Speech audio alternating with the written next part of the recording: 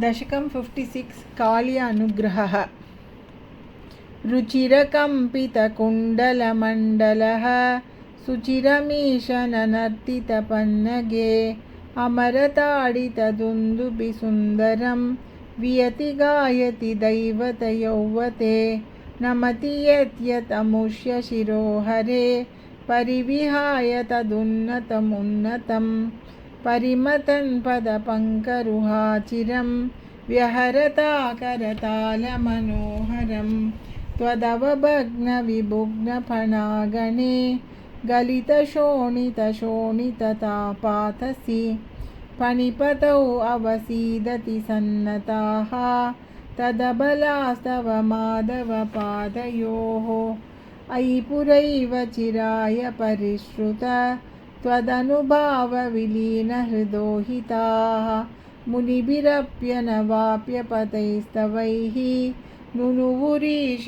भवन्तमयन्त्रितं फणिवधूगणभक्तिविलोकन प्रविकसत्करुणाकुलचेतसा फणिपतिर्भवताच्युतदीवितः त्वयि समर्पितमूर्तिरवानमत् रमणकं व्रजवारिधिमध्यगं फणिरिपुर्न करोति विरोधिताम् इति भवद्वचनान्यतिमानयन् फणिपतिर्निरगादुरगैः समं फणिवधूजनदत्तमणिव्रज ज्वलितहारदुकूलविभूषितः तटगतैः प्रमदाश्रुविमिश्रितैः समगता स्वजनैर्दिवसावधौ निशिपुनस्तमसा व्रजमन्दिरं व्रजितुमक्षम एव जनोत्करे स्वपति तत्र भवच्चरणाश्रयेत्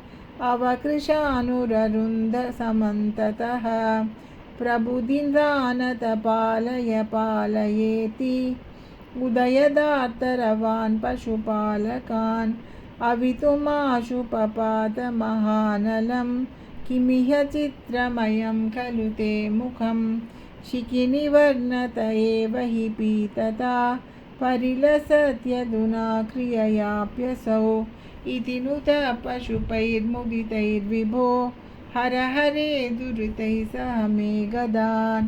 श्रीकृष्ण शरणं मम गोपिका जीवनस्मरणं गोविन्द गोविन्द।